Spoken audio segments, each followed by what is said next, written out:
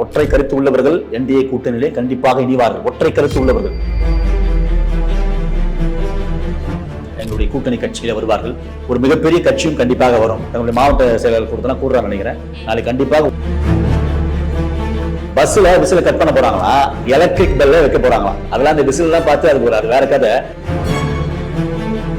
அவர்களை மிரட்டித்தான் நாங்க அழைக்கணும்னா அது எங்களுடைய அரசியல் சாணிக்கு அமித்ஷா அவர்கள் எப்போதே செய்திருப்பார். அண்ணாமலை அவர்கள் ஓரமாக உட்கார்ந்து அங்க எந்த ஒரு மாநில நிர்வாகியையும் நீங்க உள்ள வேலையில பார்க்க முடியாது. என்டிஏ கூட்டணியிலே ஒரு மிகப்பெரிய அமைச்சராக தமிழகத்திலே கண்டிப்பாக வருவார். உங்களுடைய அழிவு காலம் அவர்தான் தொடங்கிடும், நீங்க கட்சியை போயிடுன்னு சொன்னா திருமாவளவன் அவரும் இன்னைக்கு காலைல ஒரு அறிக்கையை விட்டிருக்காரு. உங்கள் ஆரோக்கியத்தின் உற்ற நண்பன் ஹெல்தி ஸ்வீட் ஃபிளார் உடனே ஆர்டர் செய்யுங்கள். நான்காம் தூண் நேயர்கள் அனைவருக்கும் வணக்கம். இன்று நம் நிகழ்ச்சியின் சிறப்பு விருந்தினர் மாநில ஊடக பொறுப்பாளர் சாமுவேல் அவர்கள் இணைந்துள்ளார். வணக்கம் சார். வணக்கம் மேடம். பரபரப்பா நேற்று மீட்டிங்லாம் நடந்து முடிஞ்சிருச்சு போல. மோடி அவர்கள் தமிழ்ல பேசிலாம் நம்ம நிறைய பார்த்தோம் சார், கிளிப்ஸ் எல்லாம். எப்படி போச்சு அந்த கூட்டம்ன்றது, என்ன மாதிரியான பேச்சுவார்த்தைகள்லாம் அங்கே நடந்துட்டு இருந்துச்சு? மதுராதகத்திலிருந்து மாற்றம் என்று கூட சொல்லலாம்.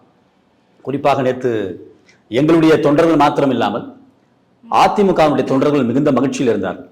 ஏனென்றால் இந்த திமுகவினுடைய கூட்டணி கட்சி தலைவர்கள் எல்லாம் என்டிஏ கூட்டணி ஜெல்லாவாது, ஒன்றுபடாது, அது எடுபடாது, அதாவது பிரிந்ததை ஒட்ட வைக்க முடியாது என்று சொல்லி எல்லாம் அண்ணன் திருமாவளவன் போன்றவர்கள், சிபிஎம் கட்சியை சார்ந்த தலைவர்கள், இந்த திமுகவினுடைய உதிரி கட்சியினுடைய தலைவர்கள் எல்லாம் மாரை தட்டி தப்பட்டம் அடித்துக் கொண்டிருந்தார்கள்.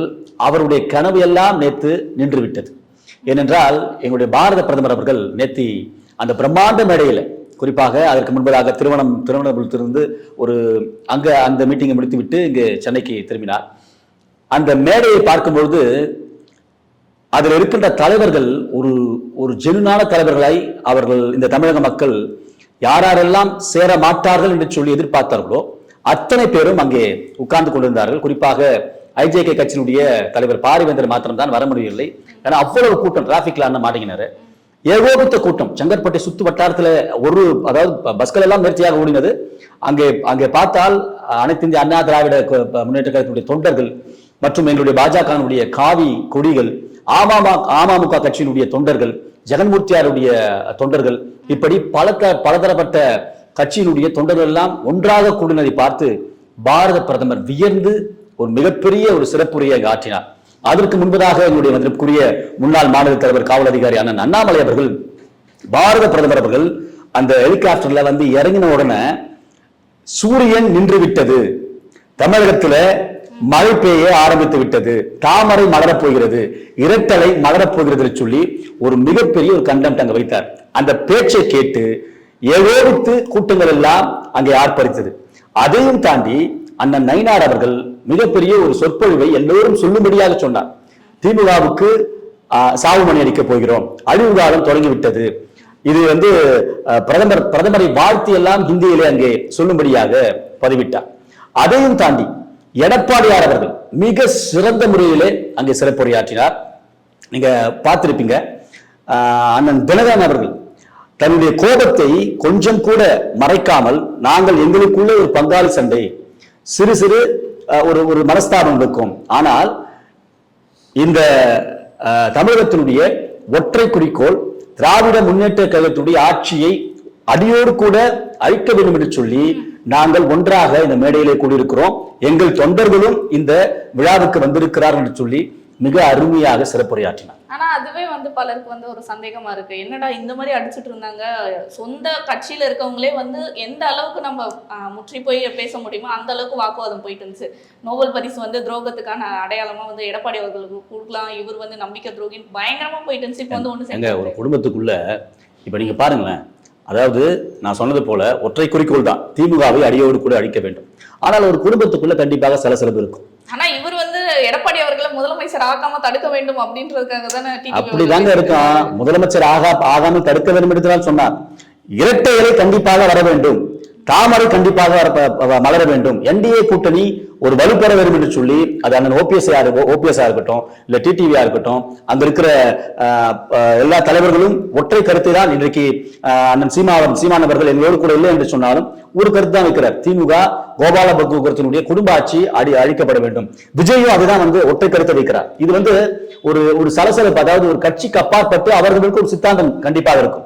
ஒன்றாக சேரும்பொழுது இவர்கள் எல்லாம் அது எப்படின்னா, இப்போ நீங்க நானும் அண்ணன் தங்கச்சி இல்ல நானும் நம்ம பிரதர் கேமராமேனும் சகோதரர்கள் சொன்னால் எங்களுக்குள்ள கருத்து வேறுபாடு இருக்கும். ஆனா எனக்கு ஒரு ஆபத்து வரும்போது கண்டிப்பாக அவர்கள் கூட நிற்பார். அதைத்தான் நேற்று அந்த என்டிஏ மேடையில அண்ணன் டிடிவி தினகரன் அவர்கள் ஒரு சிறப்பான ஒரு செய்தியை தமிழக மக்களுக்கு சொல்லியிருக்கிறார். அங்க பாருங்க, அந்த முழுக்கம் கூட எதிர்கட்சி தலைவர் முன்னாள் முதலமைச்சர் எடப்பாடி கே பழனிசாமி அவர்களே என்று சொல்லி ஒரு மிகப்பெரிய ஒரு ஆணித்தரமான அழுத்தத்தை அண்ணன் டிடிவி தினகரன் அங்கே பதிவிட்டார், சிறப்புரையாற்றினார். எங்களுக்குள்ள கோபம் இருந்துச்சு, ஏன்னா தமிழக மக்கள் அது கூட வேற மாதிரி மீம்ஸ் போடுவாங்களே, இவர் பேச மாட்டான்னு சொல்லி அவரே ஓப்பனா ஒத்துக்கொண்டார். ஆனால் நாங்கள் ஒற்றை கருத்தோடு கூட வருகிறோம் என்று. இதையும் தாண்டி பிரதமர் மோடி அவர்கள் பேசும்போது நல்லா கவனிக்கணும், திமுகவுடைய ஆட்சிக்கு கவுண்ட் டவுன் ஸ்டார்ட் ஆகிவிட்டது அப்படின்னு சொல்லி ரொம்ப அழுத்தமாக பேசினார். 7 முறை ஊழலை பற்றியும் 7 முறை காஞ்சாவை பற்றியும் 7 முறை போதைப் பொருட்களை பற்றியும் மிக அழுத்தம் திருத்தமாக தமிழக மக்கள் ஏன் திமுகவுக்கு ஓட்டு போடக்கூடாது, தமிழக மக்கள் எதற்காக திமுகவை அடியோடு கூட அழிக்க வேண்டும் என்று சொல்லி 7 முறை போதை கலாச்சாரத்தை பற்றி அங்கே பதிவிட்டதை நம்மால் பார்க்க முடியும். அப்ப பாருங்க, பிரதமர் மோடி அவர்களுடைய நேரடி கட்டுப்பாட்டில் இருக்கின்ற உள்துறை அமைச்சர் அமித்ஷா அவர்கள் ஒவ்வொரு முறை கிட்டத்தட்ட 6 மாதத்துக்கு முன்பதாகவே தமிழகத்திற்கு வந்தார். வந்துட்ட பிற்பாடு இங்க உள்ள எல்லாம் நடக்குதுன்னு சொல்லி, ஏன்னா மகாராஷ்டிரால நம்ம எப்படி ஜெயிச்சோம், முன்னாடி எப்படி தோத்தோம், பீகார்ல எப்படி இப்ப ஜெயிச்சோம், இதுக்கு முன்னாடி தொடர்ந்து ஜெயிச்சு தான் வரும். ஏன்னா ஒரு சில கட்சிகள், அதாவது ஒரு 5% ஓட்டு தான் டிடிவி 2021 இருந்தது, அதுக்கப்புறம் கொஞ்சம் கொஞ்சமா சரிந்து வருகிறார். இந்த நீங்க தனியா போயிட்டு ஒரு இடத்துல நின்று ஓட்டு வங்கி காண்பிப்பதை விட நம்ம எல்லாம் ஒற்றை குறிக்கோள் என்பதை அதையும் தாண்டி ஒரு கட்டமைப்பை ஏற்படுத்தி அமித்ஷா அவர்கள் நம்முடைய பிரதமர் மோடியுடைய அலுவலகத்துக்கு PM ஆபீஸுக்கு அனுப்பியிருக்கிறார். அதை மேற்கோள் காண்பித்து தான் இந்த ஊழல் ஆட்சி, அதாவது காஞ்சாவின் ஆட்சி அழிக்கப்பட வேண்டும் என்று சொல்லி 7 முறை எங்கே அழுத்தம் திருத்தமாக சொன்னதை நம்மால் பார்க்க முடியும். பிரதமர் மோடி அவர்கள் தீர்க்கமாக இருக்கிறார். இந்த 4.5 ஆண்டு காலத்துல நம்முடைய பாரத பிரதமருடைய ஆட்சியில தமிழகத்துக்கு எவ்வளவு நிதியை அவர்கள் ஒதுக்கி இருக்கிறார்கள், எவ்வளவு செலவு செய்திருக்கிறார்கள், எவ்வளவு கொள்ளை அடித்திருக்கிறார்கள் என்பதை கூட அந்த பட்டியலை போட்டு காண்பிக்கிறார். ஸ்டாலின் அவர்கள் இப்போ வரைக்குமே சட்டப்பேரவையில் கூட பேசிட்டு இருக்காரு. நேற்றைய தினம் கூட ஒன்றிய அரசு எங்களுக்கான நாங்க கேட்கிற அந்த கோரிக்கையை நிறைவேற்ற மாட்டாங்க, எங்களுக்கான ஒதுக்கீடு நாங்க கேட்கறதெல்லாம் செய்ய மாட்டாங்க, அதனாலதான் நாங்க தமிழகத்துல பல திட்டம் முடங்கி இருக்குன்ற மாதிரி சொல்லி அவர் சொல்வதெல்லாம் அப்பட்டமான பொய். இன்றைக்கு மிகப்பெரிய கடன் சுமையிலே மாற்றி இருக்கிறது தமிழகத்தினுடைய அரசு. ஏனென்றால் எல்லா மாநிலத்திலும் காட்டிலும் தமிழகம் அதிக கடன் வாங்கினதாக ஒரு தகவல் நாம் பார்த்திருப்போம். பிரதமர் மோடியினுடைய தலைமையில வந்த ஆட்சியில வந்த 12 ஆண்டு காலத்துல இன்றைக்கு தமிழகத்துக்கு அதிகப்படியான திட்டத்தையும் அதிக தொகையையும் கொடுத்திருக்கிறோம். சிறு பிள்ளைகளுக்கு கூட தெரியும், ஏன்னா திராவிட முன்னேற்ற கழகம் என்னென்னலாம் பொய் சொல்லி இருக்கிறது, எப்படியெல்லாம் ஊழல் செய்திருக்கிறது என்று சொல்லி சிறு பிள்ளைகளுக்கு கூட தெரியும் என்பதை அங்கு அழுத்தம் திருத்தமாக பிரதமர் அவர்கள் அங்கே சிறப்புரையாற்றினார். அந்த வகையில மு.க. ஸ்டாலின் அவர்கள் குடும்பமும் கோபாலபுர குடும்பமும் அமைச்சர்களும் என்னென்னலாம் ஸ்கேம் செய்திருக்கிறார்கள். இவர் சொல்லுகிறார்கள் மத்திய அரசு ஒன்றும் தரவில்லை என்று சொல்லி, மத்திய அரசு என்னென்னலாம் தந்திருக்கிறது என்று சொல்லி எங்களுடைய அண்ணாமலை அவர்கள் ஒரு ஸ்ட்ராட்டஜியை போட்டிருக்கார். இந்த வருடத்துல மத்திய அரசுடைய திட்டத்துல என்ன கொடுத்திருக்கிறது, என்ன கொடுக்க போகிறது, என்னெல்லாம் கொடுத்து திட்டங்கள் நிறைவேற்றி இருக்கிறது என்பதை தெளிவாக இன்னைக்கு பாருங்க, கிராமப்புறங்களில ஜல்ஜீவன் திட்டத்தின் கீழாக அடிப்படை வசதி இன்றைக்கு எங்களுடைய பாரத பிரதமர் வந்த பிற்பாடுதான் ஜல்ஜீவன் திட்டத்தில் ஒவ்வொரு கடைமுனை தொண்டனா இருக்கட்டும் அல்லது ஒரு ஏழ்மை நிலையில இருக்கின்ற சகோதரா இருக்கும் எல்லாருக்கும் குடிநீர் தந்திருக்கிறது இந்த மத்திய அரசு. புரிதுங்களா? திமுகவுடைய அரசு ஒண்ணுமே செய்யல. அங்க மழை பெஞ்சு ரோட்ல ஊழல் செஞ்சு மழை பெஞ்சு தண்ணி நின்னா கூட சுத்தம் செய்வதற்கு அதை ஒரு மோட்டர் போட்டு ஊழல் செய்கிற திமுகவுடைய அரசு அடிப்படை வசதிகளை எல்லா கிராமத்திலும் இன்றைக்கு அது கேஸ், அதாவது சிலிண்டரா இருக்கட்டும் அல்லது இன்றைக்கு எங்களுடைய மத்திய அரசின் திட்டத்தின் கீழாக ஒவ்வொரு ரேஷன் அட்டைதாரருக்கும் அரிசியும் பருப்பும் இன்னைக்கு மத்திய அரசு தான் போடுது. அப்படி அடிப்படை வசதிகள் முதற்கொண்டு இன்றைக்கு எல்லா, அது ஏரோட்ரமா இருக்கட்டும் இல்லது மெட்ரோவா இருக்கட்டும், அத்தனை திட்டத்தையும் இன்றைக்கு மத்திய அரசு பாரபட்சம் பார்க்காமல் இன்றைக்கு தமிழகத்துக்கு செய்து கொண்டிருக்கிறது எல்லாம் கண் திறந்து கொஞ்சம் நம்ம பொம்மை முதலமைச்சர்கள் கண்டிப்பா பார்க்கணும். யாரோ எழுதி கொடுக்கறத அப்படியே இன்னைக்கு சட்டப்பேரவையில் வந்து படிக்கிறதும் இல்ல வந்து ஏதோ வாய்க்கு வந்தபடி எல்லாம் உலகுகிற ஒரு முதலமைச்சராக இன்றைக்கு தெரிந்து கொண்டிருக்கிறார் நம்முடைய மதிப்புக்குரிய முதலமைச்சர் அவர்கள். அந்த மேடையில பார்த்திருப்போம், கிட்டத்தட்ட மோடி அவர்கள் சேர்த்து 13 பேர் வந்து மேடையில ஏற்றிருப்பாங்க அந்த கூட்டணி கட்சி தலைவர்களோட. அதுல பாத்தீங்கன்னா அண்ணாமலை அவர்கள் வந்து ஓரமா தான் உட்கார்ந்துட்டு இருந்தாரு. எந்த ஒரு பங்கேற்பும் வந்து அவரோட முக்கிய அந்த செயல்கள் எதுவுமே நம்ம பார்க்கலையே. ஏன் சார் நீங்க ஒண்ணு நல்லா கவனிக்கணும், அண்ணாமலை அவர்கள் ஓரமாக உட்காரல. அங்க வந்து எந்த ஒரு மாநில நிர்வாகியும் நீங்க உள்ள மேடையில பாத்துக்க முடியாது. ஆனா நம்ம பிரசாத் அவர்கள் பாத்தீங்களா, அசோக் நம்ம பாத்தீங்களா, தமிழிசை நடத்த பாத்தீங்களா, மீனாட்சி நிர்வாகி மீனாட்சி மேடம் இருக்கிறாங்க அந்த நிர்வாகி பாத்தீங்களா, ஒவ்வொரு மாநில நிர்வாகிகளும் ஆங்காங்கே அவர்களுக்கு ஒரு பொறுப்பை கொடுத்திருந்தது. ஒவ்வொரு பிளாக்குக்கும் இப்ப எங்களை எடுத்துக்கொண்டா நானும் அண்ணன் அமர் பிரசாத் ரெட்டி அவர்களும் ஒரு ரோட்ல ஒரு ஜோன்ல இருந்துட்டோம், பார்க்கிங் ஏரியால. ஏனென்றால் போன வாட்டி புதுக்கோட்டையில நம்முடைய பாஜகவுடைய பொதுக்கூட்டத்துக்கு வந்தவர்களை இந்த தமிழகத்தினுடைய ஏழல்துறை காவல்துறை பாதியிலே வைத்து விட்டது. அதை மையமாக கொண்டு ஒவ்வொரு மாநில நிர்வாகிகளும் இன்னொன்று இது மகத்தான கூட்டணி, எங்களுக்கான ஒரு கூட்டம் கிடையாது. அதிமுகவையும் அமமுகவையும் மற்ற தோழாத கட்சிகளையும் வரவேற்கின்ற ஒரு மிகப்பெரிய ஒரு கட்டமைப்பை, மிகப்பெரிய ஒரு பொறுப்பை அனைத்து மாநில நிர்வாகிகளும் கொடுத்திருந்தார்கள். அந்த வகையில் அண்ணாமலை வந்து ஒரு மிகப்பெரிய ஒரு பங்களிப்பை அவர் எடுத்துக்கொண்டு அவருக்கான வேலையை முடித்து விட்டு தான் அங்க உட்கார்ந்தாரு. இவர் ஓரமா உட்கார்ந்தாரு, நடுவில் உட்கார்ந்ததெல்லாம் கிடையாது. வந்தவர்களை அழகு பார்க்கின்ற ஒரு மிகப்பெரிய தன்மை கொண்டவர் எங்களுடைய அண்ணன் அண்ணாமலை அவர்கள். அந்த வகையில வந்தவர்களுக்கு வழிவிட்டு இருக்கைகளை விட்டு உட்கார்ந்து அவருக்கு பேச்சை கொடுத்தார்கள். அவரும் எல்லாரையும் ஆனர் பண்ணாரு, வரவேற்றாரு. அதை நீங்க கண்டிப்பா கவனிக்கணும். ஆகவே இது வந்து ஒரு மிகப்பெரிய சக்தி வாய்ந்த ஒரு மிகப்பெரிய மாமனிதனாக இன்றைக்கு அண்ணன் அண்ணாமலை அவர்கள் வந்து எவ்வளவு ஒரு சுறுசுறுப்பான ஒரு அரசியல் தலைவர் அப்படின்றத நம்ம வந்து பார்த்திருப்போம். டெய்லியும் வந்து பேச்சு அந்த பத்திரிகையாளர்களை சந்திக்கிறதா இருக்கட்டும், நிறைய செயல்பாடுகள் வந்து செஞ்சுட்டே இருப்பாரு. இப்போ வந்து ஒரு சில தினங்களா அமைதியா இருக்காரு. இதுக்கு பின்னணி ஏதாச்சும் இருக்குமா? கண்டிப்பாக அமைதியாக இல்ல. அண்ணாமலை அவர்கள் இன்றைக்கு அனைத்து ஊடகத்திலும் பேசிக் கொண்டிருக்கிறார். கொஞ்சம் ஏனென்றால் கூட்டணி கட்சி தலைவர்களுக்கும் நாம் வழிவிட வேண்டும், அவர்களும் அவருடைய கருத்தை சொல்ல வேண்டும் என்பதிலே அவர் தீர்க்கமாக இருக்கிறார். ஆகவே அண்ணன் அவர்கள் கண்டிப்பாக என்டிஏ கூட்டணியிலே ஒரு மிகப்பெரிய அமைச்சராக தமிழகத்திலே கண்டிப்பாக வருவார். நீங்கள் கண்டிப்பாக பார்ப்பீர்கள், எதிர்பார்க்கலாம். கண்டிப்பாக. அடுத்து பாத்தீங்கன்னா கூட்டணின்றது வந்து இந்த மோடி அவர்கள் வருகைக்கு முன்னே நம்ம வந்து எல்லாமே முடிவு பண்ணி அன்னைக்கு கையெழுத்திடணும் அப்படின்ற மாதிரி பாஜக வந்து பரபரப்பா செயல்பட்டு இருந்தீங்க. இப்ப கூட்டணி வந்து எல்லாமே அலைன்ஸ் வந்து பில்ட் பண்ணிட்டீங்களா? முடிஞ்சுச்சா சார் கூட்டணி எல்லாம்? ஏன்னா தேமுதிகன்றது இப்ப வரைக்கும் கேள்விக்குரிய. கண்டிப்பாக தேமுதிக எங்களுடைய கூட்டணி கட்சியில வருவார்கள். ஒரு மிகப்பெரிய கட்சியும் கண்டிப்பாக வரும். அதற்கான தாண்டி கண்டிப்பாக ஒரு மிகப்பெரிய கட்சியும் வரும். அது தாவேக்கா என்று சொல்லி நான் சொல்லக்கூடாது. அதற்காக எங்களுடைய தலைமை இருக்கிறது. கண்டிப்பாக அது எந்த கட்சின்னு சொல்லி தமிழக மக்கள் கண்டிப்பாக பார்ப்பார்கள். அப்போ ஒருவேளை தாவேக்காவை வந்து பாஜக மிரட்டிட்டு இருக்கு எங்க கூட்டணிக்கு வரணும்ன்றதுக்காகன்ற பல செய்திகள் வந்துட்டு இருக்கு. அப்ப எல்லாமே உண்மைதானா? மிரட்டிட்டு இருக்கீங்க? நாங்க மிரட்ட தந்தா எப்பவே அண்ணன் விஜய் கண்டிப்பா உள்ள வந்திருப்பார். யாரையும் மிரட்டி நாங்கள் அடிக்கவில்லை. தமிழகத்தினுடைய ஒற்றை நோக்கை மக்களுக்கு நாங்கள் தெளிவுபடுத்துகிறோம். அப்போ எதிலே நாம் தோற்றோம், கருத்துக்கள் எதிலே வந்து குறைந்திருக்கிறார்கள், எந்த இடத்துல விழுந்தோம், எப்படி எடப்போகிறோம் என்பதை ஒரு கட்டமைப்பை உருவாக்கி மிக தெளிவாக நடத்தி கொண்டிருக்கிறோம். அந்த வகையில விஜய் அவர்களை மிரட்டித்தான் நாங்க வந்து அழைக்கணும்னா அது வந்து எங்களுடைய அரசியல் சாணிக்கு அமித்ஷா அவர்கள் எப்போதே செய்திருப்பார். அப்படிப்பட்ட கட்சி பண்ணிட்டு இருக்க மாதிரி சொல்றாங்க. ஏன்னா சிபிஐ விசாரணை, ஜனநாயகன் ஒரு பக்கம் இன்னமும் ரிலீஸ் ஆகல. அது எல்லாமே வந்து தாவேக்காவை வந்து நம்ம கூட்டணி நமக்குள்ள கொண்டு வரணும்ன்றதுக்கான ஒரு பகடக்காயா தான் யூஸ் பண்ணிட்டு இருக்காங்க. நீ வந்து எனக்கு ஓகே சொன்னா நான் இதை வந்து ரிலீஸ் பண்றேன், நீ எனக்கு ஓகே சொன்னா சிபிஐ விசாரணையில இருந்து உன்னை நான் தப்பிக்க வைக்கிறேன். சிபிஐ விசாரணையும் சிபிஐயும் அதாவது பாஜகவையும் ஒன்றா இணைக்க கூடாது. புரியுதுங்களா? சென்ட்ரல் பியூரோ இன்வெஸ்டிகேஷன் வந்து தனியினுடைய ஒரு கட்டுப்பாடு இருந்தாலும் உள்துறை அமைச்சர் கீழே தான் இருக்குது. கட்சி என்பது வேறு, அரசாங்கம் என்பது வேறு. இவர் வந்து பாத்தீங்கன்னா இப்போ ஃபண்ட் மேட்டர் கூட ஏதோ சொல்றாங்க, அது வந்து ஆணித்தரமாக விசில் சின்னம் கிடைச்சதே அதே வந்து பாஜகவுக்கு வந்து வர ஒத்துக்கிட்டதாலதான் விசில் சின்னம் விஜய் அவர்கள் கேட்டதே நாங்க கொடுத்துருக்கோம் அப்படின்ற மாதிரி செய்திகளே வந்து அந்த விசில் சின்னத்தை பார்த்து இந்த திமுக பண்ணிட்டான். பாத்தீங்களா? நீங்க நேற்று ஃபுல்லா மீம்ஸ் பாருங்க, பஸ்ல விசில கட் பண்ண போறாங்களாம், எலக்ட்ரிக் பெல்ல வைக்க போறாங்களாம். அதெல்லாம் அந்த விசில் எல்லாம் பார்த்து அது வேற கதை. தேர்தலுடைய அந்த அதிகாரிகள் இந்த விசில் சின்னத்தை அவர்களுக்கு ஒதுக்கி இருக்கிறார்கள். இதற்கும் பாஜகவுக்கும் சம்மந்தமே இல்லை. நீங்க காங்கிரஸ்காரங்க தான் கேள்வி கேட்கணும். ஏன்னா வந்து நம்முடைய தமிழகத்துடைய தேர்தல் அதிகாரி அண்ணன் பிரவீன் அவர் தான் வந்து முதல் வார்த்தையை வந்து விஜய்க்கு சொன்னார். ஆகவே பாஜக விஜயை எந்தவித அழுத்தமும் கொடுக்கவில்லை. ஆனா திருமாவளவன் கூட இன்றைக்கு காலையில ஒரு அறிக்கையை விட்டிருந்தாரு. அழுத்தத்தின் காரணமாக நீங்க போய் என்டிஏல சேர்ந்து போறீங்க, உங்களுடைய அழிவு காலம் அவர்தான் தொடங்கிடும், நீங்க கட்சியே போயிடுன்னு சொன்னா திருமாவளவன் வந்து அவரும் இன்னைக்கு காலைல ஒரு அறிக்கையை விட்டிருக்காரு.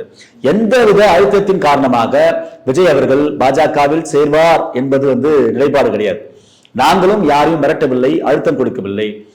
ஒற்றை நோக்கு அவர் மனதில இன்றைக்கு அண்ணன் விஜய் அவர்கள், மதிப்புக்குரிய விஜய் அவர்கள், திமுகவை நீங்க வந்து வீட்டுக்கு அனுப்பணும், திமுக திரும்ப வந்து ஆட்சிக்கு வந்தால் தமிழகம் சுடுகாடாக மாறிவிடும் என்று சொல்லி உங்கள் மனதில் இருக்கிறது.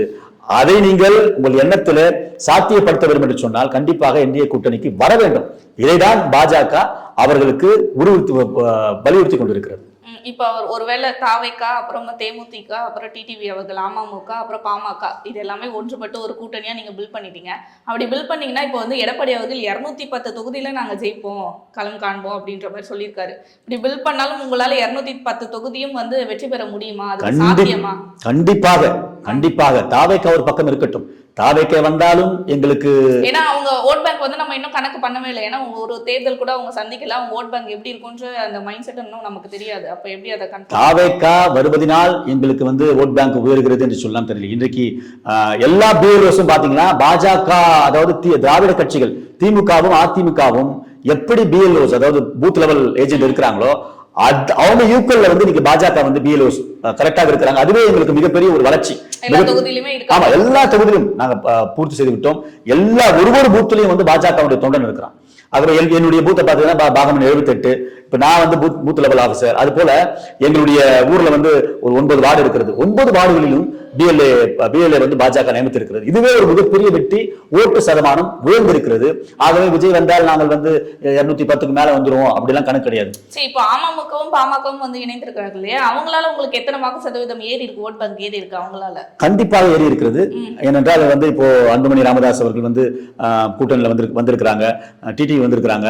இதுல வந்து எப்படின்னா அனைத்து இந்திய அண்ணா திராவிட முன்னேற்ற கழகம், அதாவது தினகரன் சொன்னது போல எம்ஜிஆருடைய ஆசை இங்கே நிறைவேற வேண்டும், புரட்சித் தலைவி அம்மாவுடைய ஆசை இங்கே நிறைவேற வேண்டும், தீய சக்தி அழிய வேண்டும் என்று சொல்லி இவர் பேசின சொற்பொழிவு கேட்டெல்லாம் நாங்களும் ஆர்ப்பரித்தோம். எங்களோடு கூட சேர்ந்து அனைத்து இந்திய அண்ணா திராவிட முன்னேற்ற கழகத்தினுடைய தொண்டர்களும் அமமுக தொண்டர், ஏன்னா பிரிந்து போயிருந்தது. அவருடைய ஒற்றை கருத்தை வந்து ஒன்னாதான் சேரணும் அப்படின்ற ஒரு குறிக்கோள் இருந்தாங்க. அது நேற்று வந்து நடந்திருக்கிறது. விஜய் அவர்கள் தனித்து நின்றால் அவருக்கு தான் ஆபத்து, ஒன்றாக சேர்ந்தால், ஒன்றாக கைகோர்த்தால் இந்த திமுகவை இன்னும் பலமாக அடித்து விரட்டலாம். ஏன்னா இப்போ டிடிவி அவர்களே வந்து அதிமுகல தான் கூட்டணியா இருந்தார். இப்போ வந்து திருப்பி சேர்றப்ப என்டிஏ வழியா தான் வந்திருக்காரு அதிமுக, என்டிஏ தலைமையில இணைந்திருக்காரு. அப்ப அதுலயே ஒரு அப்பா கிட்ட கோச்சிங் வெளியே போறேன், நீங்க தான் சொன்னீங்க அப்பா குடும்ப சண்டை பிரச்சனையே எல்லாம் ஒண்ணாயிட்டாங்க. ஆமாங்க, நான் சொல்றத கேளுங்க. ஒரு அப்பா கிட்ட கோச்சிங் வெளியே போயிடுறேன், இப்ப திரும்பி பக்கத்து வீட்டு அப்பா கிட்ட போக முடியும்? உங்களுக்கு தானே வர முடியும். அதே போலதான் உள்ள ஒரு கோபம், ஒரு சலசலப்பு, ஒற்றை குறிக்கோள் எதிராளியை வீழ்த்த வேண்டும். அதனுடைய முன்னெடுப்பாக தான் இன்றைக்கு வந்து அமமுகவுடைய தலைவர் அவர்கள் வந்திருக்கிறார்கள். கண்டிப்பாக இன்றைக்கு நீ காலைல கூட பாத்தீங்கன்னா ஒரு 4 பேர் அமமுகல இருந்து மாவட்ட தலைவர்கள் போயிட்டு இப்ப திமுக இணைஞ்சிருக்கிறாங்க. அதனால நாங்க வந்து கெட்டு போறது கிடையாது. ஏன்னா அது வந்து கருவாப்பழம் மாதிரி. இவங்க வந்து போனதுனால அப்படியே கோபாலபுரம் கொண்டு பாதியா பிரிச்சு தந்துட போறாங்களா? தரமாட்டாங்க. இல்ல வைத்திலிங்கம் போறதுனால பாதியா பிரிச்சு கோபால் எப்பா வாப்பா உதயநிதி ஸ்டாலின் முதலமைச்சர் வேட்பாளர் நினைச்சிருந்தேன், நீ அங்கிருந்து வந்துட்ட, நீ தான் முதலமைச்சர் வேட்பாளர் சொல்லி திமுக சொல்ல போறானா? இல்ல கோபால் குடும்பம் சொல்ல போதா?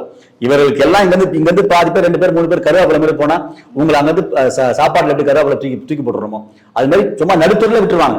அது அவர்களுக்கும் தெரியும், திமுகவுடைய சூட்சமம் அது. ஆகவே கண்டிப்பாக என்டிஏ கூட்டணி மகத்தான வெற்றி பெறும். நேற்று எங்களுடைய பாரத பிரதமர் மதிப்புக்குரிய ஐயா நரேந்திர மோடி அவர்கள் சொன்னது போல ஊழல்வாதிகளை கண்டிப்பாக விடமாட்டார். ஏனென்றால் அவர் ஒரு வார்த்தை சொன்னார், இந்த திமுக அரசாங்கம் என்னென்னலாம் ஊழல் செய்ததோ, மக்களுடைய வரிப்பணத்தை எப்படி சுரண்டி தங்களுடைய கோபாலபுர குடும்பமா இருக்கட்டும் அல்லது அந்த திமுகவுடைய அமைச்சர்களா இருக்கட்டும், அத்தனை காசுகளையும் அவர்கள் பாக்கெட்டில் இருந்து எடுத்து என்னுடைய மக்களுக்கு கொடுப்பேன் என்று சொல்லி உறுதிமொழி அளித்துவிட்டு போயிருக்கிறார். ஆகவே எங்களுடைய கூட்டணி வெற்றி பெறும். நீங்களும் வெற்றி விழாவிலே கலந்து கொள்ளும்படி கேட்டு அடுத்த நகர்வு நம்ம என்னவா எதிர்பார்க்கலாம் சார்? ஏன்னா இப்ப தேமுதிக இன்னும் கன்ஃபார்ம் ஆகலாம், நான் வரும்னு சொல்லியிருக்கீங்க, அடுத்த பெரிய கட்சியும் வரும்னு சொல்லியிருக்கீங்க. கண்டிப்பாக வரும் மேடம், நீங்க கண்டிப்பாக எதிர்பாருங்க. அது நம்ம எந்த கட்சியை எதிர்பார்க்கலாம்னு ஒரு கட்சியா? அதற்கென்று தேர்தலுடைய குழு இருக்கிறது, வெளிப்படையாக சொல்வதற்கு ஆட்கள் இருக்கிறார்கள். கண்டிப்பாக தமிழக மக்கள் பார்ப்பார்கள். ஏனென்றால் ஒற்றை கருத்து உள்ளவர்கள் என்டிஏ கூட்டணியிலே கண்டிப்பாக இணைவார்கள். ஒற்றை கருத்து உள்ளவர்கள். இப்ப 210 தொகுதியில ஜெயிக்கிற அளவுக்கு நீங்க வந்து build நீங்க பண்ணிருக்கீங்க, 210 234 தொகுதியில 215 தாண்டி நாங்க ஜெயிப்போம். ஏனென்றால் தலைவன் 6 அடி பாய்ந்தால் தொண்டன் கண்டிப்பாக 12 அடி பாய்வான். எங்களுடைய பாரத பிரதமர் அவருடைய கூட்டணி கட்சி தலைவர்கள் 210 என்று சொல்லியிருக்கிறார்கள். 210க்கு மேலேயும் தாண்டி கண்டிப்பாக நாங்கள் இந்த ஒவ்வொரு சட்டமன்ற தொகுதியிலும், குறிப்பாக இப்போது அதிமுக கூட்டணியில் சேர்ந்திருக்கிற அத்தனை கூட்டணி தொடர்களும் ஒன்றாக இருக்கிறோம். ஏகோபித்து பலத்த அடியே திமுகவுக்கு கொடுக்கும் வண்ணமாக கண்டிப்பாக செய்வோம். இதுல நடுவுல ஓபிஎஸ் அவர்கள் அதிமுக இருந்தாரு, அப்புறம் வந்து நம்ம பக்கம் சில பேர் வருவாங்கன்ற அவர் வந்து கண்டிப்பா அண்ணன் 2 நாள் ஒரு நல்ல தகவல் கண்டிப்பா கொடுப்பாரு. அவரும் என்டிஏ கூட்டணியில அமமுகவோடு சேர்ந்து வேலைப்பாடுகளை கண்டிப்பாக முன்னெடுப்பார். வர வாய்ப்பு இருக்கு. ஏன்னா எடப்பாடி அவர்கள் வந்து சுத்தமா நீக்கிட்டாரு, நீங்க வந்து இந்த கட்சிக்கு தேவையே இல்லை அப்படின்ற மாதிரி. எங்க எடப்பாடியை அதிமுகவிலிருந்து நீக்கி விட்டார். ஆனால் இதை கேள்வி ஒரு நிமிஷம், அதாவது எப்படின்னா, நீங்க இன்னைக்கு வந்து இந்த வைத்தியலிங்கம், வினோஜ் பாண்டியன்லாம் வந்து திமுகவுக்கு போனாங்க. இப்ப போயிட்டு அவங்க எப்படி எங்களுக்கு உதயசூரியன் சின்னத்துக்கு ஓட்டு போடணும்னு சொல்லி கேட்டா மக்கள் ஓட்டு போடுறோமா? மக்கள் வினோஜ் பாண்டியையும் அல்லது இந்த வைத்தியலிங்கத்தையும் பார்த்து ஓட்டு போடவில்லை. புரட்சித் தலைவர் எம்ஜிஆர் அவர்களையும் அம்மா அவர்களையும் சின்னத்தை பார்த்துதான் இன்றைக்கு பாமர மக்கள், அதாவது குக்காகன் கிராமத்தில் இருக்கிற மக்கள் எல்லாம் அவர்கள் மனதில் பழுந்து விட்டது.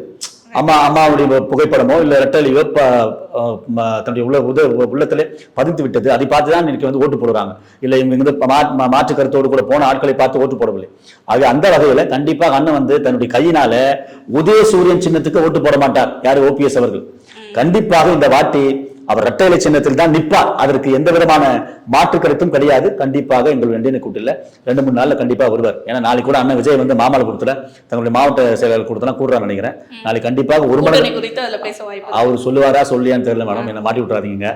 ஆகவே கண்டிப்பாக நல்ல ஒரு சித்தாந்தத்தை தமிழக மக்களுக்கு சொல்வார் என்று சொல்லி நிற்கிறேன். எதிர்பார்ப்போம் சார். கண்டிப்பா தேர்தல் என்னென்ன மாற்றங்கள் நிகழுது அப்படின்னு. நன்றி. நன்றி மேடம்.